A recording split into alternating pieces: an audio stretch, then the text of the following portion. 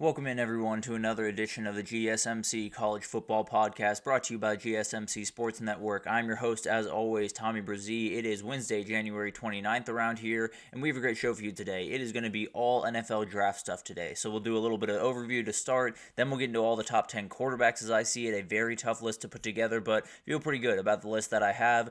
Then we'll get into a little talk around the other non-quarterback offensive and defensive prospects. I'll give my top 10 for both those lists. A lot of offensive linemen on this list for the offensive group. Definitely a really good group of offensive tackles. And then we'll get into my favorite draft prospects. Maybe some guys that'll go a little bit later in the draft, some guys that'll go relatively early, but just guys that stand out to me as we go throughout this process. And then we'll finish it off. I'll do a little top 10 mock draft. I'll go through the top 10 picks, give what I think is going to happen with those. We won't do any trades today, but definitely is something that we'll talk about in the first segment. We'll talk about possible trade with that first pick for the Tennessee Titans. So a lot of different stuff to get to today, but before we jump in, I do want to remind you all we get tons of questions and comments throughout the show, and the best way for you all to get your question on the screen, we can have fun back and forth here, is to use the super chat. At the bottom of the chat on the Sports Network page, you can click that $sign, add any question, comment you'd like, it'll pop up on the screen, and we can have fun back and forth here. Definitely want this to be as interactive as possible, so utilize that, and we can have fun back and forth, and ask any questions you got about this NFL draft class. And let's go ahead and jump in. We'll do a couple of overviews really quickly as we get into this, and we'll go through records, teams to watch, storylines, that type of thing, and let's go ahead and jump into this. And the biggest thing to watch is what records could or could not be broken, because there's always some fun records to be on the watch for, and really, there's one that's going to be really interesting to watch, and it's that first one up there. Most players drafted in 1 year is 15 by the 2022 UGA, excuse me, apologies for that typo. 2022 UGA, where Trayvon Walker was taken number 1 overall. They're also part of that group that had the most players drafted in the first round with 6 in the same year. So a ton to go into this year. Ohio State's probably not going to break that number, that 6 for the first round mark. I can't imagine that that's going to happen.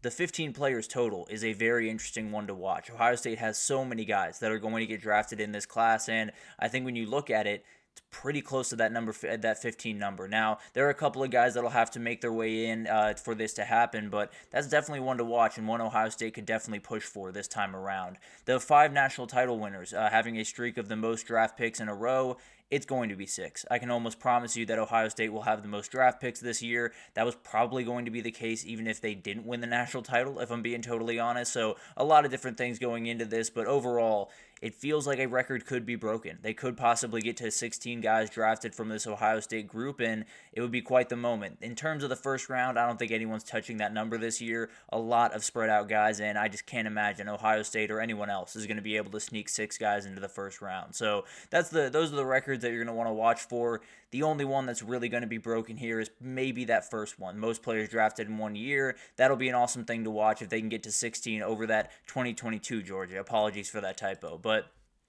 teams that are taking the hardest hit, or teams that you will hear from the most, I suppose is another way to put it, Ohio State is the obvious one. There's no doubt about this. This is definitely a group that is going to get the most draft picks in the year, is going to have an interesting time in the first round, I think. I think you have 3, maybe 4 guys that go in the first round, but it definitely could go down to 2. You know, you could just have Josh Simmons and Donovan Jackson going in the first round, and then Emeka Egbuka, Jack Sawyer, JTT, Travion Henderson, all of those guys slowly come off the board in the second day. So that'll be a really interesting thing to watch, but this is a group that's going to have tons of guys called. It's going to be very, very close to see if they can break that mark that was set by UGA a couple of years ago. It's going to be awesome to watch all these guys come off the board, because all of them could have come off the board last year. All of them could have come off the board roughly around where they're going to go this year. Last year, and they decided to come back. They got their national title. Now they get the ride off in the sunset, and we're going to hear the name Ohio State quite a few times during draft day. Then you got Texas. This one was hit very, very hard. You obviously lose Quinn Ewers as your starting quarterback, Matthew Golden, Isaiah Bond, Gunnar Helm, Jaden Blue as kind of your skill players around that offense, and then 4 starters on the offensive line. You also lose Jahdae Barron, Vernon Broughton, Alfred Collins, Andrew Makuba, and a couple more guys on the defensive side of the ball. So Texas got hit pretty hard, and a lot of those guys are going to get drafted. I think this is going to be your second team in that, how many players drafted realm, and I think they'll get over that Texas record of 11 that they set last year. So I do think they're going to get a ton of guys.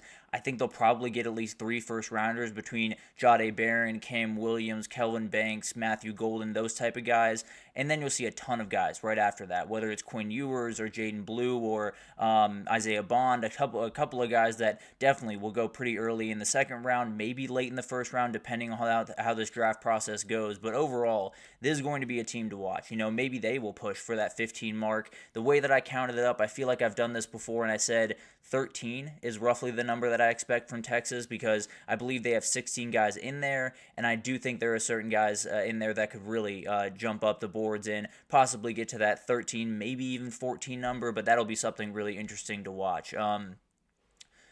In the first 2 rounds, Miami does have that record. Absolutely, Anthony. I'm talking just the first round. There's 6 guys drafted, and actually, Miami was a part of that group as well. I believe it was Miami in 2002 or whenever that group left, and then it was Alabama in 2015, I believe, something like that, and then that Georgia team. So Miami absolutely does hold the record for the most in the first 2 rounds. That'll be an interesting thing to watch. I don't know what that exact number is, but that'll be an interesting thing to watch for that Ohio State team. I think they're going to get a lot of guys in the second round. That'll be a really interesting thing to kind of unpack as it goes on, and maybe they'll possibly get to that number. It's going to be really hard to get to that Miami team, obviously.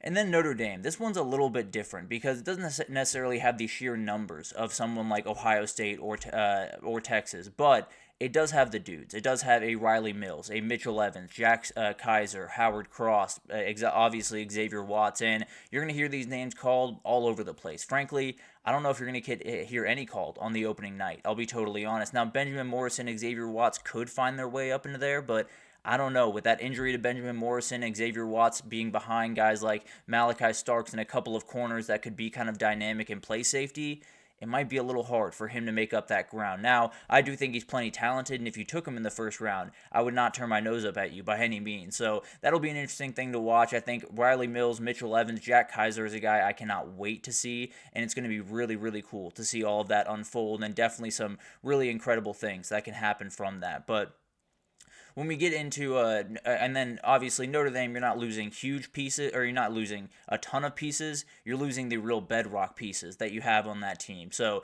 definitely a huge loss for them. And then you got Ole Miss, you got Michigan, you got Alabama, all of those names will be called a ton among a ton of others. But at the end of the day, it's a lot of kind of spread out group and a lot of guys battling for a couple of different spots. And that's the first kind of storyline I want to talk about here is the battle for QB3. Who is that going to be? And I think, frankly, you look around the league around 2 months from now, you'll probably find 32 different answers, possibly. At least 3 or at least 4 or 5 different answers because this quarterback class is weird. I think it's going to be Cam Ward, Shedeur Sanders, whichever way you want to order that, and then go off your instinct, basically. It's going to be a really, really interesting group to put together. I'll give my pick for QB3 right in the next segment, but overall, tons of great candidates, tons of guys that can be that guy, that can take that step forward and can be just absolutely incredible throughout this process. There's also guys that you're questioning. Quinn Ewers, can he take the steps forward when it comes to pocket awareness to become an NFL quarterback? Jalen Milroe, can he hit the open guys that he badly needs to hit to be the guy that they need him to be? And then Jackson Dart's a guy that's just kind of a wild card. He has a couple of those decision-making mistakes, and while he has tons of ability, you never really know what you're going to get from him from a week-to-week basis, especially when that offensive line is not holding up very well. So it's going to be a weird class, and I think the quarterback is going to be one where you'll find a lot of different rankings, a lot of different places, but someone's going to have to be QB3. One way or another, someone's going to have to be taken third among this QB class, and it'll be fascinating to see who it is and who he ends up going to. Then you got to figure out this running back class because it is a very, very confusing one. It is a group that is absolutely incredible top to bottom, but it's also a group that gets hit in a lot of different ways because when you look at this group, you got Ashton Genty, going to be an incredible player. Cannot wait to see what he can do at the next level. He will likely be taken in the first round. A lot of people saying he'll go number 12 to the Cowboys at some point in the first round. I totally agree with that. I think that totally makes sense. Now, the other side of that is this is a very deep running back class. This is a running back class where you could get a guy like Caleb Johnson in the third or fourth round, and then you're looking up and saying, do I really want to spend my pick in the first round on a running back? Is Ashton Genty that much better than the guys right behind him? That's definitely a conversation that will be had around every single draft room around the country, and people will have different answers to that. It'll be really interesting to see what happens there. And you have guys like Omarion Hampton, Caleb Johnson, Travion Henderson, Quinshon Judkins, Ollie Gordon, Cam Scadaboo. It's going to be a lot of guys, and it's going to be really interesting to see how people kind of approach that. Is it all out on Ashton Genty in the first round, or is it taking your time just a little bit more and making sure you're in the right headspace before you move forward with that pick? Because I think it's a battle back and forth, frankly. Then we got to talk about what happens at number 1. What do the Titans do with that number 1 pick? Because I think there are relatively 3 different options of what they possibly could do. Because they could trade that pick. They very well could. And I think the Raiders would be a team to watch there because it sounds like they have their eyes set on Shedeur Sanders. But at the end of the day, let's say they keep that pick. Let's say and Alfred Collins is a fantastic pick for someone that I think could be shooting up the boards here pretty soon because the athletic ability is just ridiculous, if I'm being totally honest. So we can definitely talk about him possibly tomorrow. I'll give a couple more guys to get into in depth, and that's definitely one I'd like to get into. But for the first pick, I think let's just say they're not going to trade that pick. Let's just say they're going to make that pick. And there's 2 different ways it can go from there. So you have a quarterback or a quote-unquote generational talent. This is something that their GM said. He said they would not pass over on a generational talent. As far as I'm concerned, we got 2 generational talents in this group with Travis Hunter and Abdul Carter. So the question then becomes, you got 2 different questions within this. Do they want Cam Ward? Do they want Shedeur Sanders? Or someone else in the quarterback class? Or which generational player do you want? Abdul Carter or do you want Travis Hunter? I think it's going to be really interesting to watch. There's a lot of different questions that have to be answered. If I was the Titans GM, I think I'd be looking for trade offers, if I'm being totally honest. But again, in my top 10, I will not be doing any trades, so that's something to keep in mind. But if I was them, I'd probably call Las Vegas and see what they were willing to give up to get that number 1 pick, because I think they're really desperate to get that thing rolling, and I think Pete Carroll badly wants his quarterback for next year. So that's going to be something really interesting to watch. I tend to believe that they're going to trade it. We will not do trades in my mock draft, so I'll give the pick as I see it right now. So definitely some things to watch there. I think they got 3 different options, and I don't think any of them are all that bad, if I'm being totally honest. And then you kind of have this tier 2 players, or the middle group, as I like to call it, because Abdul Carter is my answer as well, Anthony, if I'm being honest. But the reality is this class is just not as strong as normal classes, at least at the top level. That being said, when you're I believe I saw Daniel Jeremiah was the person that put this out, where he said picks 20 through about 60 are going to be roughly the same player, or roughly the same skill level, roughly the same ability, and he's absolutely right. You talk about a guy like Alfred Collins, he's probably not going until later in the second round, middle of the second round.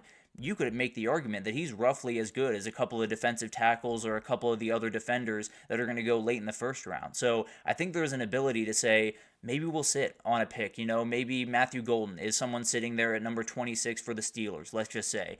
And they say, let's just sit for a second. There's going to be another really talented wide receiver down the road. Maybe there's an edge rusher. Maybe there's someone that steps out that's a little bit higher caliber in their position. So it's going to be really interesting to see how teams kind of navigate that. And if you're a team that wants to trade back, if you can find multiple picks in the 20 to 60 or 70 realm, you might as well take it and run with it, because you're going to get 2 very, very quality guys that up top you might not get maybe the elite talent, but you're going to get 2 guys that could very well start for you right away. So it's going to be a really fun draft. I absolutely love this group. I think it's a group that is really hard to get a beat on, mainly because the quarterbacks are not going to dominate this class. Now, they will dominate a lot of the conversation because it is Shedeur Sanders and because it is Cam Ward, but at the end of the day, the running back class is going to be huge to watch. The quarterback 3 battle is going to be awesome, but overall, it's just all of the guys. I feel like the spread between these positions is as good as I've ever seen it. Now, there are definitely some positions that are a lot weaker than they have been in the past when you talk about quarterback. Even wide receiver, when you get past that top group, is